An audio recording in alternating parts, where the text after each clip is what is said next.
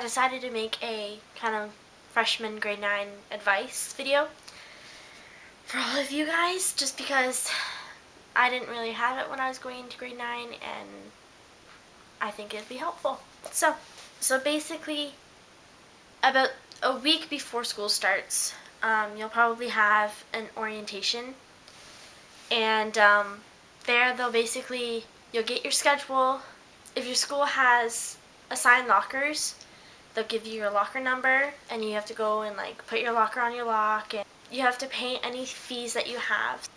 Your registration fee, if you want to get a yearbook, you also have to pay that. For my school, it's $30 to register, and yearbook is also $30. I think it's way too overpriced, so that's $60 there. And then later on in the year, if you take art, you have to pay for your art kit, and then all that stuff. So, yeah. So, also, with orientation, I would suggest actually, with your schedule, walking to and from your classes, starting at your locker, going to your period 1 class, period 2, period 3, period 4, to see the route, because that will be the route that you will be going for a semester. Also, I would suggest on orientation day, which is I'm going to do that in a couple days for mine, I would suggest bringing all your binders and things you don't need before school starts, like your binders, your pencil case, your locker decorations and stuff. And I would actually go and do that on orientation day if they let you and if you have enough time, because that way that on the first day you don't have to bring much at all, maybe just your lunch. So obviously the biggest advice I can give you is don't be scared. It's everyone's first day, and most of them are feeling like they're kind of scared, nervous, and they're probably also excited. You want to look very presentable, because first impressions do matter. Just as long as you're put together and everything, don't overdo it. Don't go to school in a dress and heels and all that stuff. Just go to school in simple yet put together. What you want to do, either right after orientation, if you have Facebook or whatnot, or the first day of school in your classes, if you have any friends or the person you're sitting beside, I would compare schedules to see what classes they have, what classes you have, if you have any together. And you will be making, with most high schools, there's more than just one public school going to that high school. There's multiple. You'll make a lot of new friends.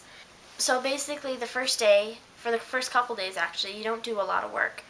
Basically, you do a whole lot of exercises and games and stuff to learn everyone's names and learn little bits about everyone and just get used to your environment. And your teacher will probably go over the class rules. Also, the first day, your teachers will probably, at least your homeroom teacher, they'll probably give you important papers for your parents or you to fill out, or the overview of the whole course. Also, the first day, your teacher might already have a seating plan, which is, good and bad. You might make new friends. You might have to, if you're not sitting beside your best friend or people you at least know. You may even have a class that doesn't have any of your friends in it, which is, it's tough and it's awkward, but you'll get used to it. You'll make new friends. Make sure you respect your teachers. Going to a new school, there's always the chance of you getting lost. I actually got lost a couple times. But my school is actually very small. It's only 2 floors, and it's only 4 or 5 hallways each level. You will get used to it, but if you do need help, you can always ask a teacher or an adult or even your principal. Or your friends might know, or even if you're gutsy, you can ask an upperclassman, which is if a freshman or a grade 9 asked me where a class was, I would obviously give them the right information. I wouldn't haze or do any of that to someone. So, supplies. Mainly what I do, I get all the supplies I'll need to make sure I'm prepared. For the first day and the first week at least, you'll need your binders, unless they tell you to specifically get a different binder or whatever.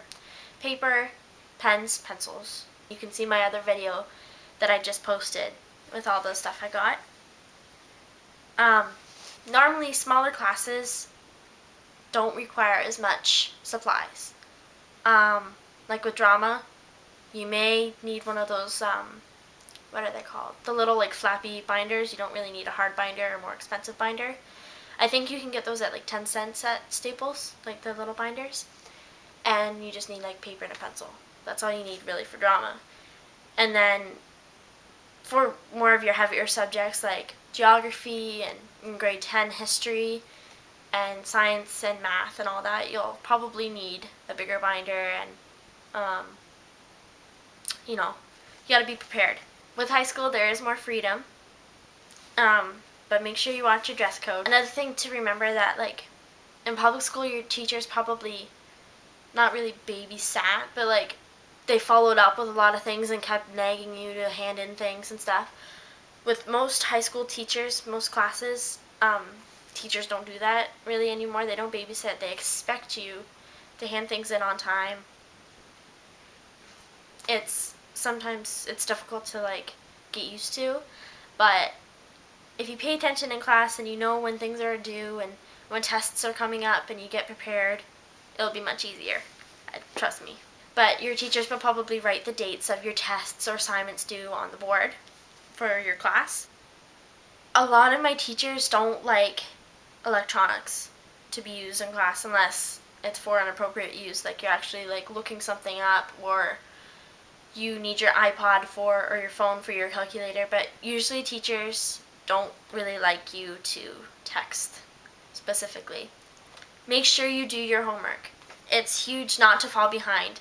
I know in grade 9 I wasn't really focused and I didn't really care that much. And this past year, grade 10, I've really strapped down and really tried to my best ability, and it's definitely paid off. I've gotten a couple awards for it. So, and awards always make you feel good about your progress. And if I look at my grade 9 marks to what I have for grade 10, it's a huge improvement, and I feel so much better about it.